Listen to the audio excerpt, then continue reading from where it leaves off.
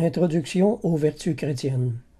2 Pierre, chapitre 1, verset 5 dit ceci: « Faites tous vos efforts pour joindre à votre foi la vertu. » Ici, on parle de la vertu au singulier. Et dans les Écritures, il est question également des vertus qui composent la vertu.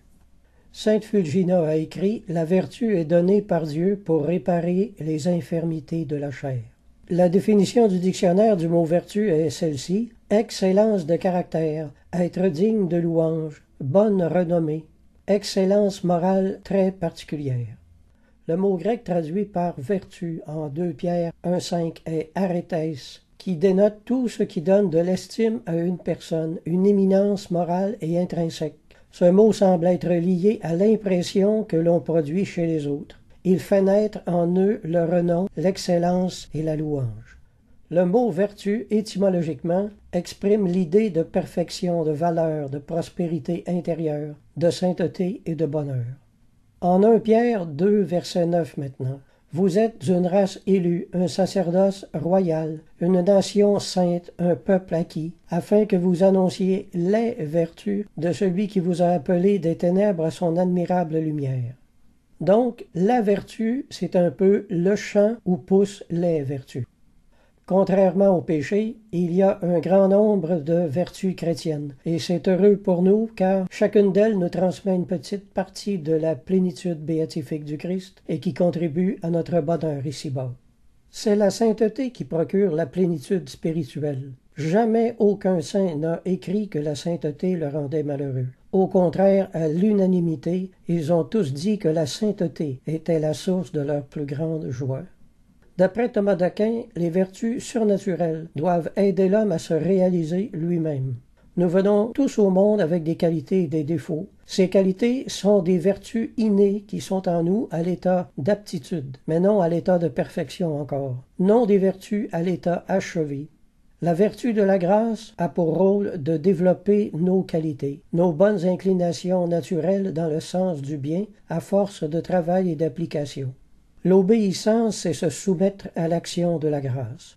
Les vertus innées deviennent alors des vertus acquises, des vertus d'âge adulte. La vertu vient parfaire l'homme dans le bien. La grâce fortifie le bien qui habite déjà dans l'homme et crée également en lui des vertus qui n'existaient pas auparavant. Chacun des vices capitaux se soigne par la vertu contraire. L'orgueil par l'humilité, la luxure par la chasteté, la colère par la patience et la douceur, la gourmandise se combat par la tempérance, etc. Les vertus peuvent être à la fois humaines et naturelles, ainsi qu'être une grâce divine et surnaturelle aussi. Selon un père de l'Église, Théophile d'Antioche, je cite, « Les chrétiens doivent pratiquer la tempérance, la continence, l'unité du mariage et la chasteté. » Fin de citation.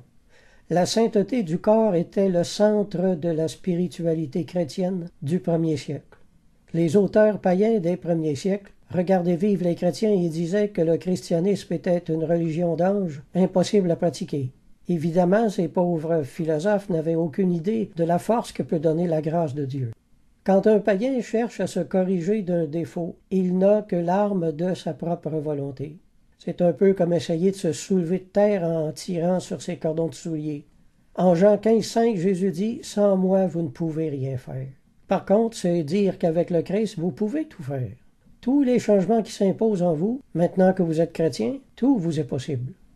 Jean chapitre 1, verset 12-13. « Mais à tous ceux qui l'ont reçu, à ceux qui croient en son nom. » Une autre traduction a rendu « à ceux qui lui ont cédé leur allégeance » et une autre « à ceux qui se reposent sur elle. » La lumière a donné le pouvoir, c'est-à-dire la capacité, de devenir des enfants de Dieu. Être un fils et une fille de Dieu, c'est plus qu'une simple appartenance à une église. Le véritable enfant de Dieu est celui qui aura saisi par la foi la force que le Christ lui a donnée pour effectuer graduellement des changements dans sa vie qui le feront ressembler de plus en plus à Dieu dans son caractère, dans ses affections, dans ses désirs et dans sa conduite générale. Le père Jean-Nicolas Gros a écrit « En se revêtant de notre nature, la vérité s'est rapprochée de nous.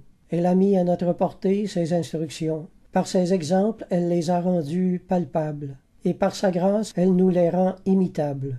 Ainsi, nous n'avons plus rien à désirer pour le règlement de notre vie après Jésus-Christ. Saint Maxime de Turin, de son côté, écrit « En venant dans le monde, le Seigneur Jésus a donné à tous les hommes la possibilité de devenir ce qu'il est lui-même. Tout homme qui s'incorpore au levain du Christ devient lui aussi du levain, utile à lui-même et profitable à tous. Il sera sauvé et il sauvera autrui. » Je continue le verset de départ. La lumière a donné le pouvoir de devenir enfants de Dieu, lesquels sont nés non du sang, ni de la volonté de la chair, ni de la volonté de l'homme, mais de Dieu. Une autre traduction a rendu « non du sang des parents ». C'est-à-dire qu'être croyant, c'est pas quelque chose que l'on hérite, que l'on reçoit héréditairement de nos parents, comme la couleur de nos yeux, par exemple. Le fait d'être né dans une famille chrétienne ne fait pas de nous un chrétien pour autant. Chaque conversion doit être le fruit d'une expérience personnelle avec Dieu. La conversion ne dépend pas non plus des efforts de volonté, comme le dit notre texte. On ne peut pas uniquement par nos efforts ressembler à Jésus. Troisièmement, nous ne devenons pas chrétiens par la volonté de l'homme. C'est-à-dire que ce n'est pas en suivant un gourou ou une secte quelconque que nous arriverons à la nouvelle naissance et au statut d'enfant de Dieu. Mettre sa confiance en un gourou spirituel est encore une futile démarche et un chemin erroné. Devenir un enfant de Dieu dépend avant tout du choix de Dieu lui-même, qui, en réponse à notre foi en son Fils, place lui-même son esprit en nous et nous donne le pouvoir, c'est-à-dire la capacité de nous conduire en nouvelle créature et d'être de fait et d'effet un réel enfant de Dieu. Le Père Guthrie a écrit « Si l'homme vient à se séparer de Dieu pour n'avoir d'autre source que soi, ni d'autre point d'appui que lui-même, il est clair qu'il s'épuise aussitôt, décroît et baisse vers le néant. » Saint Augustin, de son côté, a écrit « Sans la grâce de Dieu, nous sommes comme un corps sans âme. Comme un corps mort est incapable de mouvement, de même, nous, sans la grâce de Dieu, nous sommes incapables d'aucune action qui soit méritoire devant lui. Et comme la vie et le mouvement ne doivent point être attribués au corps, mais à l'âme qui l'anime, de même, l'âme ne doit point s'attribuer à elle-même les bonnes actions qu'elle fait, mais à Dieu seul qui la vivifie par sa grâce. » Fin de citation. Luc 18, 27 dit « Ce qui est impossible aux hommes est possible à Dieu. » Luc 1, 37 « Car rien n'est impossible à Dieu. » Matthieu 19, 26 « Aux hommes cela est impossible, mais à Dieu tout est possible. » Marc 9, 23 « Tout est possible à celui qui croit. » Marc 10, 27 « Cela est impossible aux hommes, mais non à Dieu, car tout est possible à Dieu. » Offrir au Seigneur le sacrifice d'un péché que nous aimions est la plus grande preuve de notre amour. L'amour renonce à tout pour gagner la faveur de celui qui est tout. Se maintenir dans l'amitié de Dieu s'appelle l'état de grâce. Celui qui demeure en lui ne demeure pas dans le péché. Celui qui reçoit de Dieu doit aussi donner à Dieu. Si Dieu vous bénit, donnez-lui quelque chose en retour. Rendez amour pour amour. Il s'assure une place dans le ciel, celui qui aime les choses du ciel. Mais celui qui aime la terre n'aime pas celui qui habite dans les cieux. La faiblesse ne fait pas perdre l'amitié de Dieu. Celui qui pêche et qui pleure retrouve l'état de grâce. Si la vie chrétienne était facile, elle n'apporterait aucune joie. C'est la difficulté du combat qui apporte le sentiment de victoire et qui réjouit l'esprit. Être vertueux, c'est l'art de bien vivre. C'est la qualité de l'âme sage qui conduit à la vie bienheureuse.